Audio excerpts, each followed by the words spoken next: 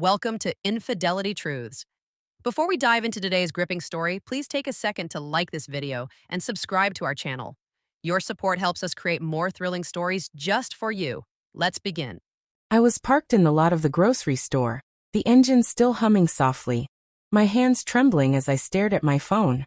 The message I'd just sent glared back at me, each word a ticking bomb. My stomach churned, a sickening lurch, as I realized the name at the top of the thread wasn't my best friend, Mila, as I'd intended. It was my husband, Darren. With one accidental tap, I'd sent a message that would unravel my entire life. The text was short but lethal. He's starting to get suspicious. I think I need to back off for a while. Last night was risky, but God, so worth it. It was meant for Mila, the only person I'd trusted with the truth about my affair.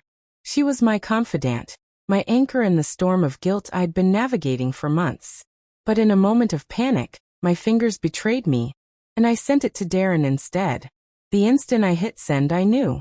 I tried to delete it, fumbling with my phone, turning off Wi-Fi in a desperate bid to claw it back.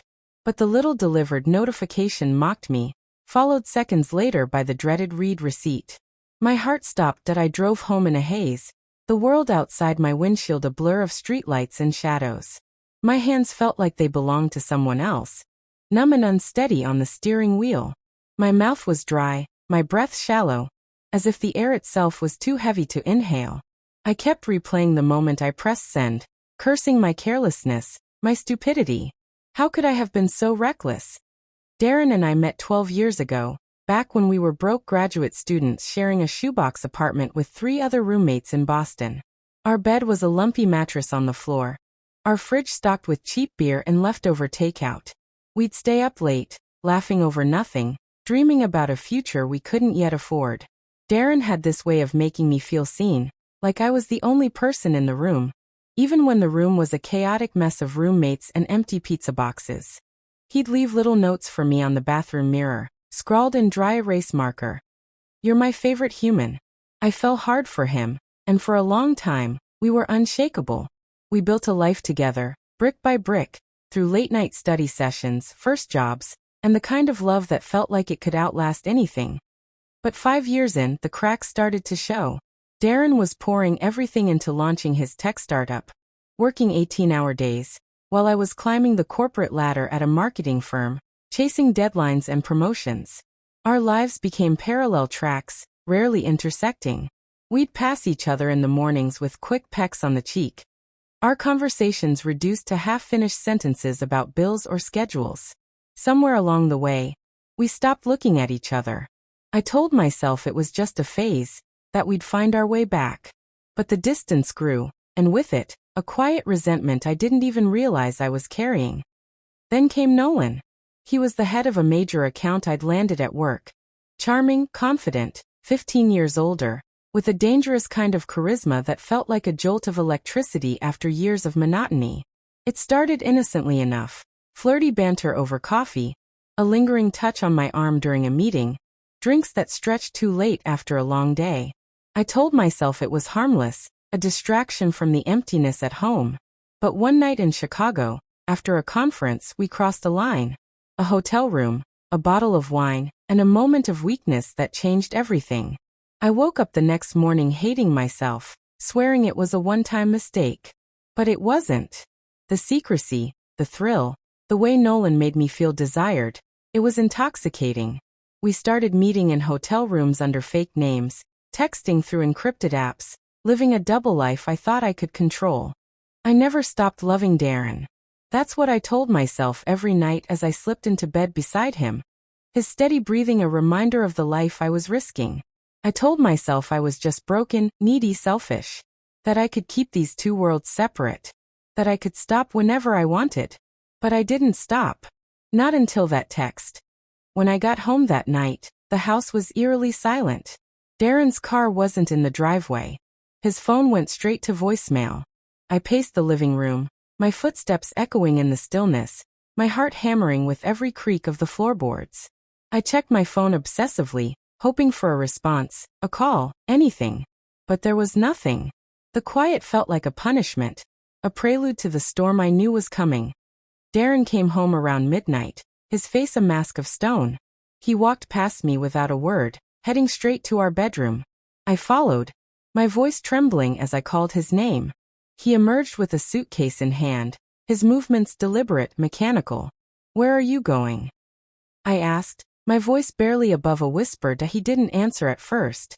Then he turned slowly and held up his phone. The screen displayed my message, the words glaring in the dim light. "Risky, huh?"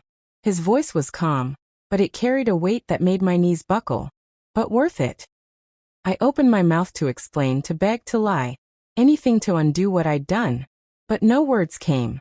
He shook his head, grabbed his keys and walked out. He didn't slam the door. Somehow that made it worse.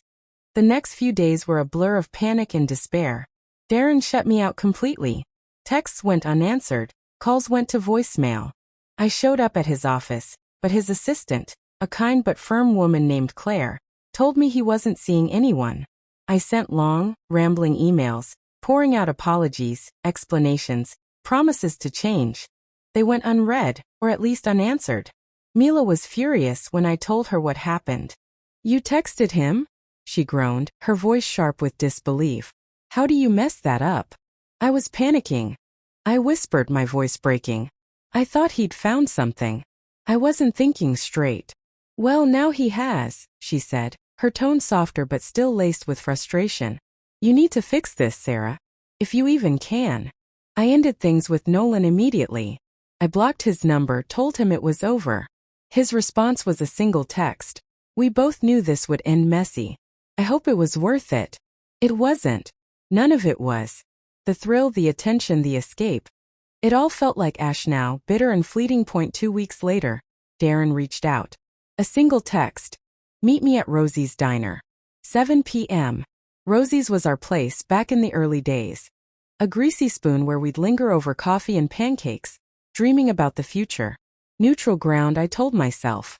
A chance to fix this. That I arrived early, my heart pounding so hard I thought it might burst. When Darren walked in wearing the same worn leather jacket he'd had since grad school, my breath caught. He looked exhausted, his eyes shadowed, his jaw tight. We sat in silence for what felt like an eternity, the clatter of dishes and hum of conversation around us a stark contrast to the tension at our table. Finally, he spoke. "I want to hear it. All of it. No lies." So I told him everything. The late nights at work that weren't really work. The excuses I made to slip away. The hotel rooms, the lies, the shame that gnawed at me even as I kept going. I didn't sugarcoat it, didn't try to justify it. I laid my sins bare, sobbing between breaths, my hands shaking as I gripped my coffee mug. When I finished, I braced myself for anger, for tears, for something. But Darren just nodded, his face unreadable. "That's what I thought," he said quietly. He leaned back in the booth, his eyes fixed on the table. "Do you hate me?" The question caught me off guard. "No," I said, my voice breaking. "I love you. I never stopped loving you. I got." He looked at me for a long time, his gaze searching, as if trying to find the woman he'd married in the stranger sitting across from him. "I don't know what I feel," he said finally. "But I know I can't unsee that message. I can't unknow what I know." I begged him to try therapy, a trial separation, anything but this cold, unbridgeable distance. "We can fix this," I pleaded. "We can be us again." But Darren shook his head. "I've been thinking a lot about our past," he said, his voice steady but heavy. "You were my person, Sarah. You still are, in some twisted way. But I don't think I can live with this version of us. I don't think I can look at you without seeing him." We separated 2 weeks later. Darren moved in with his brother, leaving the house to me. It felt like a mausoleum, every corner haunted by memories of what we'd been. I'd catch myself setting out 2 coffee mugs in the morning, folding his shirts out of habit, staring at our wedding photos where we grinned like fools, convinced forever was a given. I tortured myself with those images, with the memory of a time when love felt simple. Sometimes, I wonder if that text was a subconscious cry for help. Maybe deep down I wanted to be caught, because the guilt was eating me alive, and I didn't have the strength to stop on my own. Maybe I needed someone to pull the plug on the lie I was living. Months have passed, and Darren hasn't filed for divorce, but we're barely in touch. A few texts here and there, logistical exchanges about bills or shared accounts. He's building his company, pouring himself into work, while I stay busy to drown out the silence. I haven't spoken to Nolan since the day I ended it. Sometimes I'll catch a glimpse of someone who looks like Darren. Same height, same jacket, and my heart lurches, only to crash when I realize it's not him.